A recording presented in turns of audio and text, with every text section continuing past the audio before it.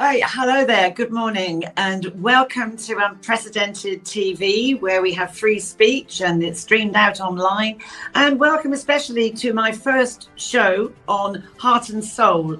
I gave it that name because I just think that's what we need in life to get through and to have empathy and spirituality. I'm a great fan of letting feeding our souls and through our heart. And I think this sometimes is what's missing in life today, that we're very much a secular society and we think about ourselves too much and we don't reach out enough and we don't consider how other people feel enough and what they're bringing into our lives or what we could do for their lives. And I think we suffer a little bit from itis. And all my thoughts, I used to be a music teacher and a deputy head, and my concerts, my thoughts, everything, my body seems to be programmed to wake up at 3 a.m. And it was 3 a.m. where I had this, I call it Heart and Soul. That's what we're going to do. That's what I did. That feels authentic. Because I am actually a very sensitive person. I mean, people see me on other news programs and it's when I'm fronting something really hard and difficult. I'm also CEO of a charity called Freedom from Abuse. And that is always a challenge because I'm always out there looking very stern, being really quite cross and angry because it's about child abuse or an abuser that's walked free from court or anything like this. So I've done a lot of media over the years, and when this opportunity came up, it's the first time I've actually ever been a presenter, which is a whole new ball game because you have to do these open-ended questions. So it's the first time I've done that. But I'm really energized by it because I do like a challenge, but I've also taken, I think, like the years of experience of what I've had with Freedom from Abuse and lived experiences of other things, and I've crossed over the bridge and now I'm here, and I've still got a foot in the camp with Freedom from Abuse, but I wanted to attract to the show. I'm not a political animal, so I wanted people on my show, Heart and Soul, to have situations that people don't really consider. We take it for granted, and those can be nice happy situations that no one's really thought of, or they could be deeply sad situations that no one's managed to sort of think about. And I know with my charity Freedom from Abuse, it really is the elephant in the room. I can turn on the aircon by going to a party and someone says to me, "Oh, what do you do?" And I tell them eventually, and they were at one point going to buy me a drink, and then they disappear and they don't come back again because people don't want to think that abuse might be going on in every street. Yes, it is. It might be going on in the next door neighbour's house or online. They don't want to think about it. And that's, it's like disability or anything. People turn away from anything that's perfect, I feel. And we have to have the heart and soul to be, I think, more giving. So this morning, what better way to give than to be a foster carer? And I'm proud, very proud and honoured to welcome to my show, my first show on Heart and Soul, the very lovely Mrs Jan Garsden, who had fostered with her husband. Even though they had 2 children of their own, they fostered 30 children. That's right, 30 children over the years. So, Jan, thank you so much for giving your time this morning. And I'm really looking forward to this and encouraging other people to be foster carers, I hope. So welcome to my show. Welcome to my show. So let's crack on. Thank you. Good morning, Marilyn. Nice to see you. Good morning. Did I say she's gorgeous? Thank you for coming on, Jan. Thank you so much. And I'm thrilled to have you on because I would love the public to get to know, the real you. But I just want to know also, because I am the most incurable romantic. How on earth did you meet Peter? Well, that's a long time ago. It's over 30 years. Yeah, I know. It's amazing we've lasted this long. I had an interior design business and he commissioned me to sort his house out, really. So I was back and forth quite a lot, doing all of that, curtains, wallpapers and that kind of thing. So we just sort of became friends, really, got to know each other that way through business.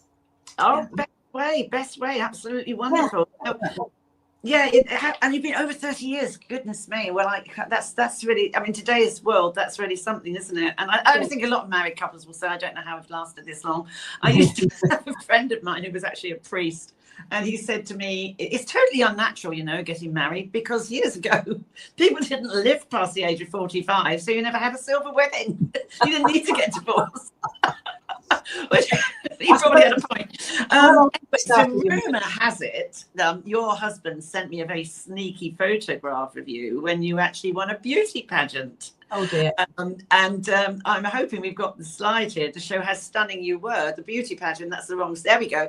Where was that? Where was that? In Macclesfield? Or no, that was Butlins. They used to run a competition. They weren't pageants in those days. They were just beauty contests. That's all become quite American to call them pageants now.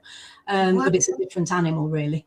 That was, the Butlins used to run these competitions at holiday camps for the heat. And then you went to a semi-final, and that was the final where I won. And I won a car, a brand new car. You won a car? Yeah. I thought, oh God. That was a good day. I thought, don't say she won a red coat. No, I won a car and £1,000, and it was such an easy way to make money, to be honest. Wow, yeah, but if you look like you, then you know you're going to knock out of the park, aren't you? That was 50 years ago. Wow, that's amazing. Well done on that, and you've still got your lovely good look. So anyway, on to the thrills and spills of fostering. When did you decide that this was going to be the thing for you to do? I'd always wanted to do something more useful than I was doing. I'd done interior design for 20 odd years and ran a firm and employed people. And I had a skiing accident where I hurt my back quite badly. Ended up in a wheelchair for a year.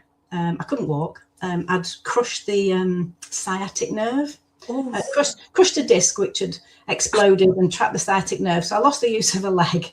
And was in a wheelchair, and I had to give up doing what I was doing, which I really enjoyed, but that was an end to it, really. So Peter was always doing something really useful, and I was envious because he was helping people. You know, his child abuse work meant that he was at the sharp end of putting the world to rights, really. And I was kind of in awe of him doing that when I was just sewing frills on curtains. You know, not the same sort of thing. So when this happened, I thought, well, there is always a silver lining. You've got to look for an opportunity. And that was the time I thought, well, this really is something I could do. Once I'm out of this wheelchair and I've had the operation, that's something I could do, because I couldn't lift anything. I couldn't carry on driving a lot, or, you know, doing a lot of the things I was doing. I couldn't go back to work. So I thought, well, fostering would be ideal, because you're just being your mother and your housewife, which I was doing anyway. So I could add that on, and I'd be helping people, and I would feel useful. So amazing. I really think it's amazing. So when you did this, you've just convinced me never to go skiing, by the way. I'm risk averse. I won't even do skating. I can't even ride a bike. I've got no sense of balance. So I'd quite like to do the après ski, you know. Oh yeah. Well, you're more likely to fall over doing that. I could sit there drinking schnapps all day. That would be great. Yeah, and then you fall over on concrete. You're better off falling on snow. I'm terribly. I am the world's clumsiest person. Okay. But when you did this, did you already have children? Oh yeah. We'd got. I think the youngest was probably 11 or 12, and the older one, Lex, was 10 years older, so she was 21, 22. Yeah, she'd already left. She was away at uni. So yeah, it was a good decision, and it was the right decision. It took a long while for me to recover from the operation, which I needed to have to get the use back of my leg. And then we launched into applying, and that's a rigorous process to become a foster carer. And so it should be, it has to be. Children need to be protected, and you need the right people doing the job. So that took about 12 months because we were busy. Peter was busy and couldn't attend all of the meetings. And so it dragged on a bit. But after probably a year, we were approved to foster. And it was great. Yeah. To be honest, I think those sounding like a grumpy old woman here. I truly honestly, I sometimes think those checks and balances should be made before anybody has a child. Because the work that Peter does, and that's how I met Peter, through the work I do with freedom from abuse. I'm appalled at I'm appalled at how some parents are. I had a terrible situation in I was in Greg's best sausage rolls. I was in Greg's the other day, and there was the woman's language that she was meeting over this 3-year-old. I don't know how I stood there. And in the end, he wouldn't, you know how they do that face in the floor stuff, you know, face in the floor.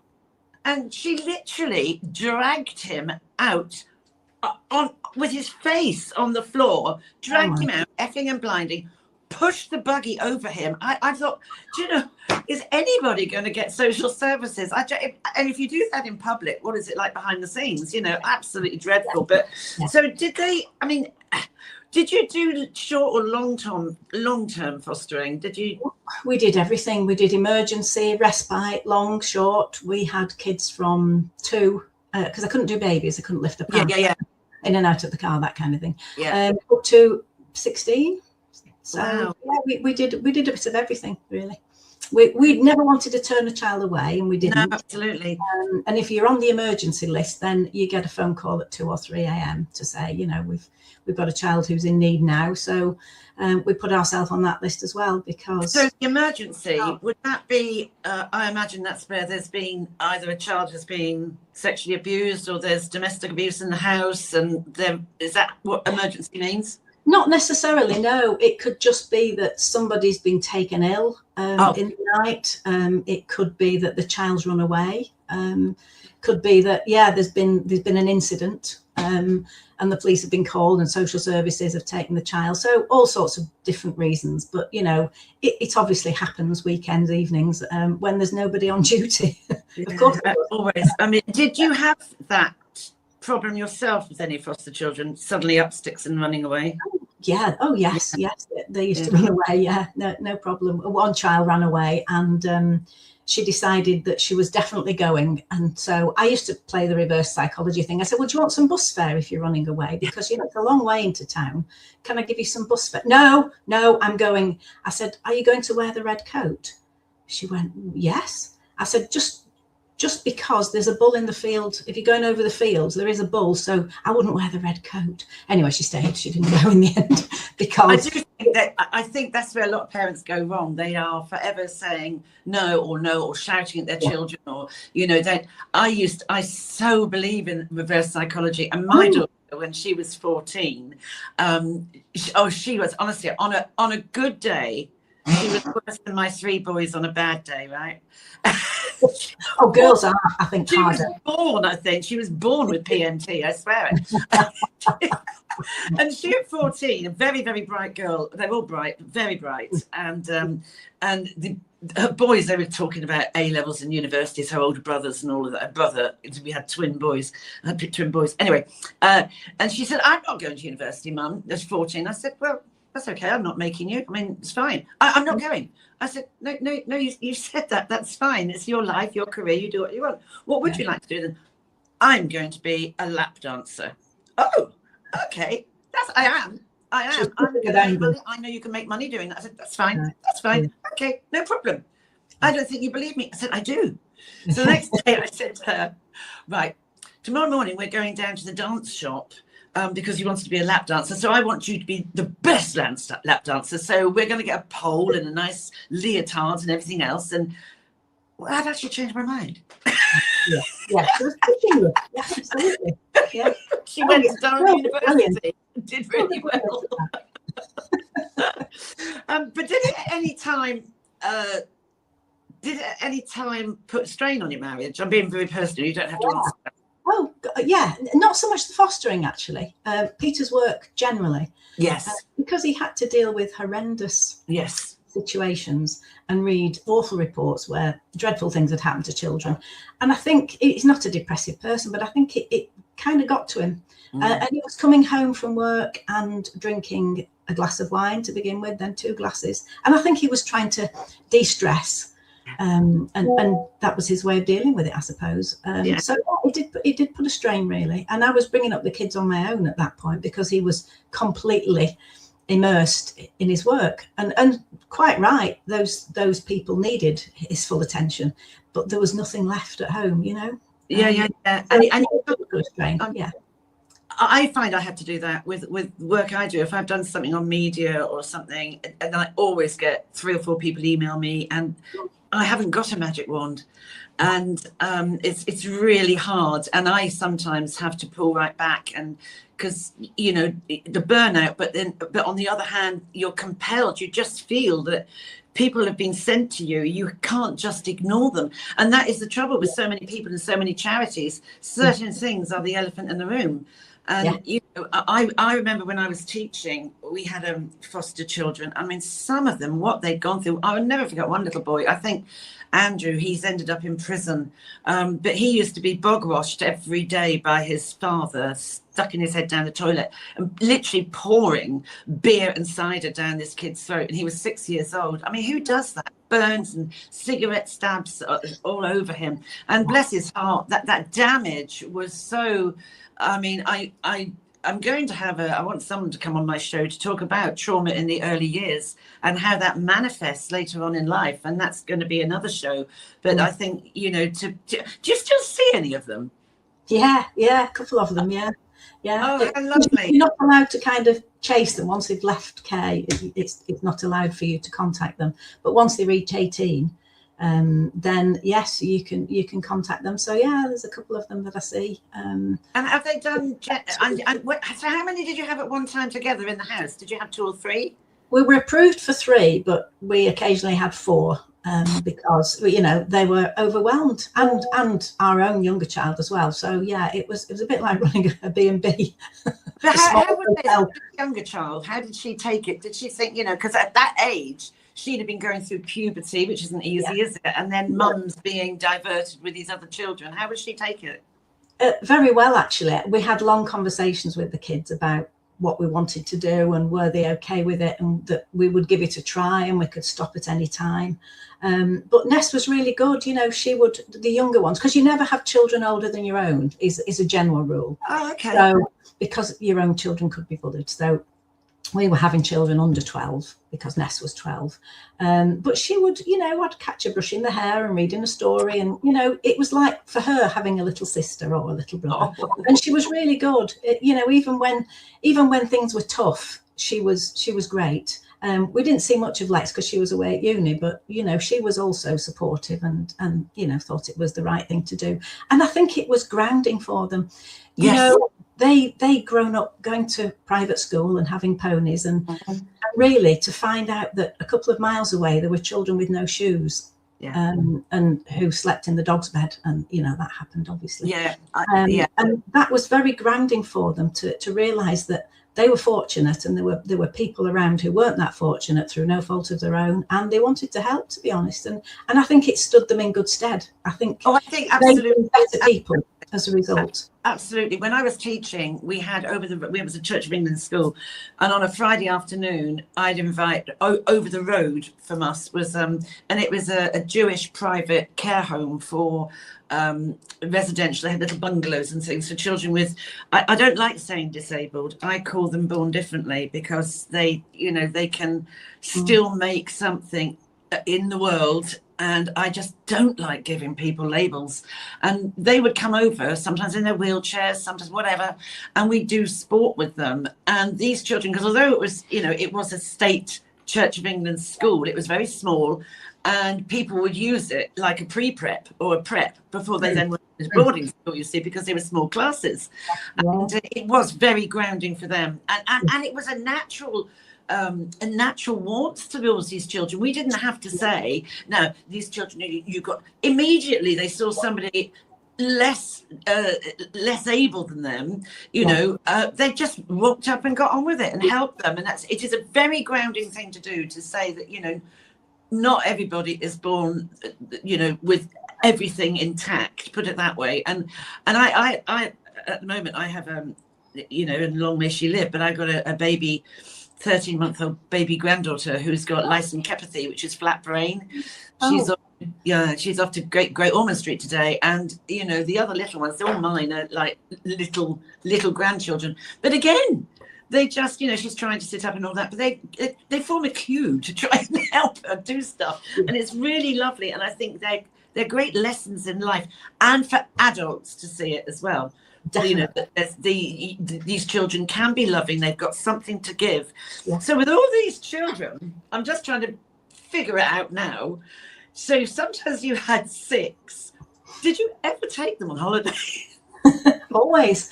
Well, we decided early on that we weren't going to be the kind of foster carers who took the money, did the bare minimum, and that happens, of course it does.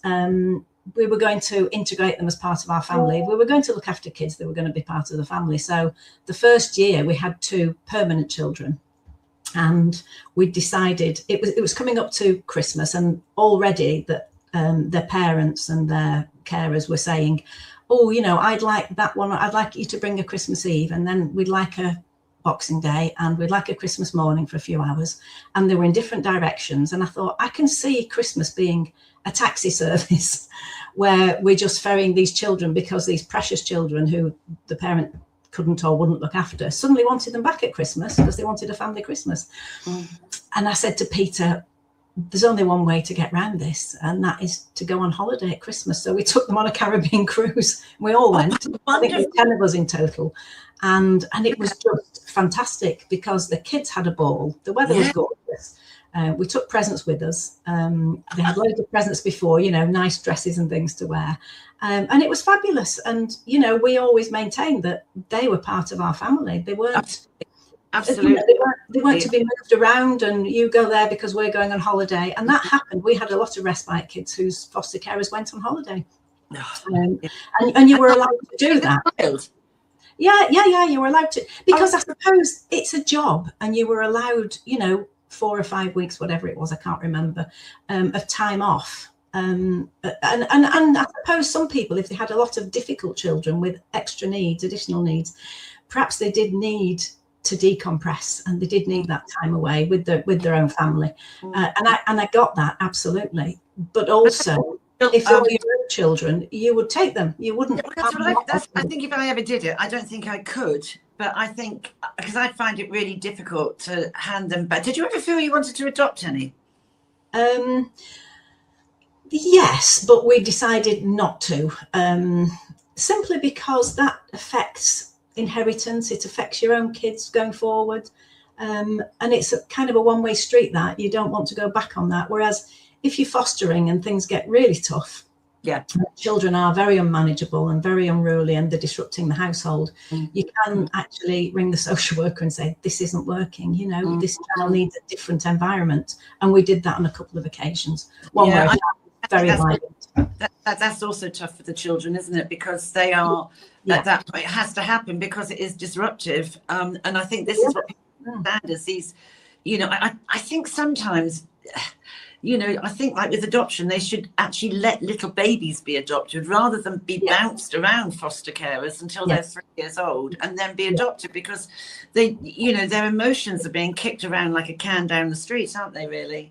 And I think what you do is that the way, if I was going to do it, it would have to be in a totally altruistic way where, you know, that child, I wouldn't do it. Could you foster me? Because I quite like to go on a Caribbean cruise and be given dresses. I would stand over you and make sure that you brush your teeth, Marilyn. I'd be very well behaved, I promise.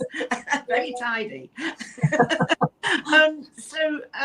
Did you ever take them? I think Peter sent me a photo of looking out to the sea or something. Where was that? Yes, that's not the one. That's the one.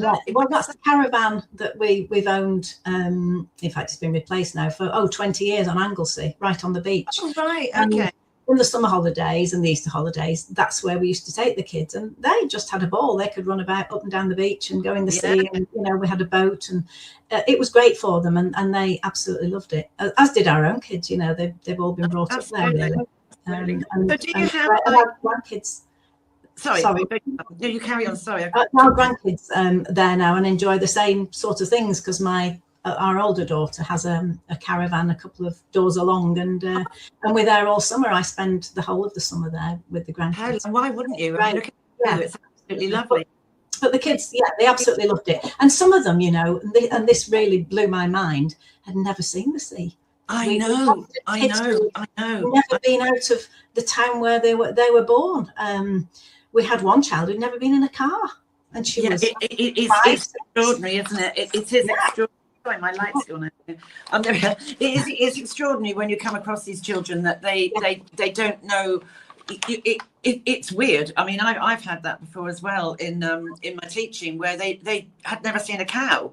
No, or never been, you know, you just don't think about these things. They've never been on a train, or they've never, you know, or it really does bring you up sharply to think how fortunate you are. And I always think, you know, even if you don't have money, do you have a roof over your head? Do you have, you know, friends? It's not all about money, is it? It's oh, of course it isn't. But I think you can give them experiences. You can take them to the picnic. Absolutely. You know, whether you've got money or not, there are ways to make a child happy. Exactly right. Spending money. But so do you have any anecdotes, like the funniest thing or the saddest thing or the worst thing? Yeah, we had one gorgeous little girl. She was 6. And when she arrived, she was only with us short term until her grandmother was approved to foster her. But she was absolutely gorgeous. And she arrived and looked round and she said, "Jan, is this the countryside?" I said, "Yeah, it is." She said, "This is where children were evaporated to." She was just delightful. I took her to her room and she went, "Oh, there's a bed," because she'd slept in the dog's bed, and there are sheets, and isn't it lovely? And she was just delightful. It's one of those where I expected mice to come out of the skirting board dressed in waistcoats. You know, it was like a Disney. Yeah, she was gorgeous, and she went to grandparents eventually. It's funny. It's sort of really sad as well, isn't it? Really, yeah, you know? absolutely. That is really fun. Yes, and I think some of the worst things are the bad and sad stories would probably be sort of like some of them might be even stomach churning. So how do you find now then, because I'm sure you've still got your ear to the ground about children in care and fostering and all of that, I feel it's getting worse. I feel there's more children in care, going into care, and of course we've got more people in the country as well. Yeah. And then you've got additional things with language difficulties. And did you ever were they all English, or did you have anyone that had language difficulties? No, and that's something we hadn't thought about until it happened. They rang us one day, and luckily we had no other children. Would you have this asylum seeker from Afghanistan? We think he's 14. So I went, yeah, well, how hard can it be? Turned out to be quite hard, actually. Brave, I would say. He didn't speak any English at all. And obviously, we didn't speak whatever his language was, Pashto, I think, or something like that. So I didn't know what he ate. I didn't know what his religion was. I didn't know anything about this boy. So I took him to Sainsbury's. I thought, well, I don't know what to feed him. So we were up and down the aisles in Sainsbury's, and I was making a noise like a chicken and pointing at things, pretending to lay an egg, you know. The lip looks lovely as Cheshire. We're not impressed, but that's the kind of thing you've got to do. But we kind of got around it with humour and pointing, a lot of pointing. I think that is absolute. Or any situation you're in, I have such a black humour. Any situation you're in, I think humour gets you through. You have to make light of it, don't you? Because when I've been doing my courses, and I do a thing on trauma, like Be the Child and how awful stuff is, and I will still be able to find something funny or a one-liner. Yeah. And some people, somebody said to me once, "Oh, you're making fun of abuse." I said, "I'm not making fun of abuse. I do this every single day of my life." I would be absolutely, I'd be in a sectioned if I didn't find things funny. And I think you have to have humour. I think it's so important. It gets you through, doesn't it? It really does get you through. But going back to the as I feel that, because they don't actually, I think it's changed, don't they now stop at 16 now? Because I know a lot of children, when they go to residential care homes, they are on their own at 16. They're off on their toes. That might be the case with care homes. I think in fostering is 18. Oh, right, okay. With an option as a care leaver to stay until you're 21. Oh, right. Especially in higher education, because those kids who do go to uni, and there aren't that many, need a place to come back to, obviously, in the holidays. Yes, of course. Yes, so of course. There is a sort of care leaver option. But I mean, the rules do change, and it's a few years since we stopped. I know with the I mean, it's shocking that they get thrown out at 16 and they're on their own. I just think it's absolutely dreadful. And especially if they've got additional needs. You know, we had a child with ADHD, and the specialist had said to us, knock a third off her age. So actually, when she was 15, she was behaved like a 10-year-old, and that's how we had to treat her. Yes, yeah. Actually, that's quite good advice. Actually, I might use that for any time somebody actually sort of says something like that. Yeah, I can see what you're saying there. That's absolutely. So, what do you think then? How much do you think, given that we've got more children in the country, so it would naturally, by that number, sort of increase? Have you seen an increase? Well, yes, I keep an eye on the figures. I know when we were fostering about 8 years ago. Actually, Dan, I think we had a chart. Yeah, there is a chart somewhere. There's a chart, I think, that we can pop in here. There we go, look. I think at the moment, in the UK, there are 106 or 7,000 children in the care system. Good grief. So, I mean, at the bottom line, that's a sort of a flat line there, isn't it? It's almost just chugged along. And then the top one is spiralling. Yeah. I don't know whether that's because we are more aware, or whether it's because there are more children in need. It's hard to say, isn't it? Or whether that's just the population growth. I don't know why that is, but no, there are more kids in care, definitely. And the shortage of foster care, of course. We're short by about 6,000 to 8,000 places we need immediately. Yeah. That's just a break even. That's just a standstill. Yeah. And there aren't those places. People aren't coming forward. So please do.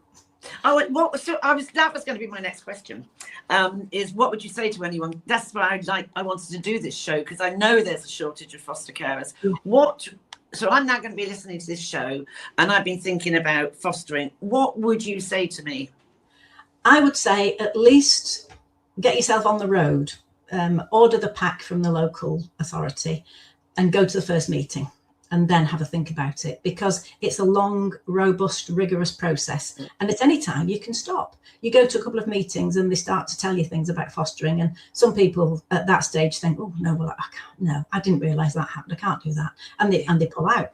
Other people, obviously keep going, and people filter out and fall by the wayside. And there are a lot less people at the end of that course, at the end of the 12 months. But you need to give it a go. You need to find out about it, because people have preconceived ideas like, oh, well, I rent my house, so I won't be able to do it. Well, of course you will. You live in a house. You've got a spare room. Of course you'll be able to do it. Or I haven't any qualifications, or I've never had children of my own, or I've got a disability, or I have benefits. There are all sorts of reasons that you can think of that you might not be able to do it, but please inquire about it, because you'd be amazed. Unless you've got a criminal record for something to do with children, then you're probably okay to do it. And we need people to come forward. If you've got a spare room, please. I totally agree with you, Jan. And you actually see adverts now on roundabouts, don't you? Yes. Hertfordshire District Council, whatever, looking for foster carers, But what I've found, because I've sat in on a couple of, and I actually trained some foster carers earlier this year, and it was very interesting. It was on about online stuff and the children with the phones and the horror of the iPhone, that the parents and the dads have bought it, and when you actually confiscate it, the parents kick off and all of that. See, I think my biggest problem would be the parents. You don't need to interact with them. Generally, you don't need to interact. They are the children are brought to you. What I think part of the problem is as well is, I might be wrong, that if you throttle back from this and you look at all the Sure Start centres we used to have, all the children's centres we used to have, and then was it the Tory government? I think they're all as bad as each other. Just literally wiped out so many of those Sure Start centres, and those were, given that a lot of parents, young parents, they don't live with auntie, granny, sister around the corner. They are way away from any support network. And these Sure Start centres were their support. And I know they did parenting courses, and I know they did parenting courses for fathers. And I think, the baby doesn't come with a guidebook, does it? I mean, and every child is different. We are all unique. And I wonder if that's what's caused some of it, because people are, you know, shut up in high-rise flats, and there's no, you know, there's no support there. I think it's criminal that they shut those places down. Oh, absolutely, because it's only when children are at school or at nursery, or, you know, they're interacting in various places, that professionals can keep an eye on it. Is there a bruise? Has that child come to school with dirty clothes and a couple more bruises? That kind of thing. You know, there are people keeping an eye. And of course, when there was lockdown, that wasn't happening. Children weren't being kept an eye on at all, and things weren't reported. And I think there was a spike then, certainly, because things went on that nobody could do anything about because they didn't know about it. And I remember thinking that the first day lockdown started, and I thought, oh my word, watch the domestic abuse, watch the child abuse go up. I mean, I can remember thinking, because I live in the middle of the countryside here like you do, so it's really nice. I was that the weather was gorgeous during lockdown. There was a glass of white wine, no planes, beautiful, very nice. It was all very lovely, you know. And I thought, heavens, because it was a hot summer that year, wasn't it? How must it be to be in a one-bedroom flat, 20 stories high, with either a rotten partner or no partner, sweltering heat with 3 kids, and, you know, you can't get out because all little ones want to run around, don't they? And I can remember thinking, you know what? Be thankful where you are, because I think it must be just so awful, just absolutely awful. But I do think, you know, the Sure Start centres, I think, caused the lack of them, I think, caused an awful lot of issues, and they were just amazing places, and I hope they come back in again, really. So, you know, who would you say, have you got someone that really you thought that one was the best success, you know, exactly, like turned out a cardiologist, surgeon or something? No, there's a couple that have turned out really, really well, and you know, you have to be very proud of them, because against all the odds and all adversity, they've turned out to be brilliant citizens. And that's kind of what you want. If they end up happy and fulfilled and in a job and they've got their own kids and that kind of thing, well, you think, yeah, that's great. That's a good outcome. It doesn't happen to all of them, of course. Some of them are able to function. But you're giving them society. You're sort of a footpath to give them the chance of being the best people they can possibly be. Yeah. And I think also comes into this is, and I'm always banging on about this, those children that did what they did, those 2 you highlight, I suspect, and I'm a big fan of this, resilience is so important. Yeah, definitely. And you can teach that to a point. That, you know, I think parents need to be really making their children tougher, instead of being like helicopter parents where you can't fail, you can't do this, you can't fall over. That's how you build resilience, is how you roll with the punches, isn't it? Yes, definitely. And you're right, if the kids aren't parented at all, very often, they're left to run feral. Absolutely. And they don't know what the boundaries are. And kids like boundaries. They need to know what they need. Boundaries. They do need boundaries. They absolutely do. And I've, you know, some of the children I have seen in schools, I mean, they're pretty feral, but then I've seen an awful lot of woke head teachers who don't want to draw a line in the sand and say enough. Yeah, you know, have a talk about this, and I think that's a shocking thing as well. So after all this experience of 30 children, you wrote this book, which is, I mean, part of the family, which is a lovely title. It's a bit like having a puppy. They're not just for Christmas, are they? No, correct. There you are, looking all glossy and lovely. I mean, how long did it take you to write it? Oh, only about 3 or 4 months, because I had all the information at my fingertips. Because when you foster, there's so much paperwork. And, you know, you have to fill it in daily, weekly, after every visit, you know, all of that kind of thing. So I had all this paperwork at my disposal, and I wanted to preserve the memories. That's how the book started. It was for my own use, actually. It was so that when the kids later on asked me, oh, do you remember when we had that little girl who did this and said that, and we went there, I wanted to put that down on paper and preserve the memory for their sake as much as my own, so that we could remember and not forget these kids. And it sort of snowballed a little bit. And a friend of mine, Rania, said to me, you know, you should turn this into a book. People might be interested. And I went, oh, I don't think they will. So she read a bit of it and said, oh, no, you really need to turn this into a book. So I did a chapter on each child. not all the children, about 6 or 7 of them, and a chapter on how we got started and the process to foster, and a chapter on Peter's work, and it just kind of evolved, I suppose. Because I'm going to buy the book. I could have given you one for free. Buy it. You buy it on Amazon. I think it's about £8. It's a paperback, so yeah, it's just available on Amazon at the moment. And what was I going to say? Something. Who published it? The publisher was Austin Macaulay. Oh, okay. Yeah. It's funny, isn't it? Because I wrote a book, with my situation, and I wrote that in 4 days. Oh my gosh! And I think because mine was such raw anger, that I thought, I've got to get this out. I think it's a really good thing to do. I think writing is cathartic. It is, yes, definitely. You get that on paper. Yeah. I've helped people with domestic abuse, coming out of domestic abuse, and I always say, write down whatever you want to say to that person, and then however vile it needs to be, and then we used to go outside the office where I did it and we burn it, because I think that is also cathartic. Yes. Fire is, I'm not advocating burning down buildings, but to write a really, you did this, you do that, blah, blah, blah, blah, whatever you wanted to do, and then ceremonial burning we used to have of this in a little incinerator thing, and it's I think these things are cathartic. Writing, I always liked English, and I still do. I think people have forgotten how to write and forgotten how to write. Well, they text, don't they? They don't write things with a pen anymore. People just text. Exactly. Language, real language. So, Jan, what is next now? What's next for Jan Garsden? Because we're coming to the end of the show. So what's next for Jan Garsden? I'm kind of trying to slow down. I'm 70 now, so I need to not really embark on many other projects. You don't look it. Oh, thank you. That's the right answer. Well done. 10 out of 10. No, just I have got grandchildren now, and they are 10 and 11, and they're delightful. And our younger daughter gets married in 2026, so maybe kids will follow. Fingers crossed. So I just want to embrace and enjoy being a grandma, really. Oh yeah. I mean, project on the go. Mine are all very little, and they're.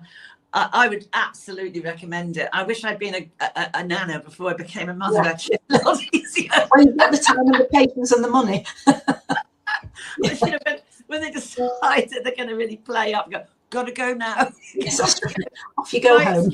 My excuse is always, I've got to get home for the dog.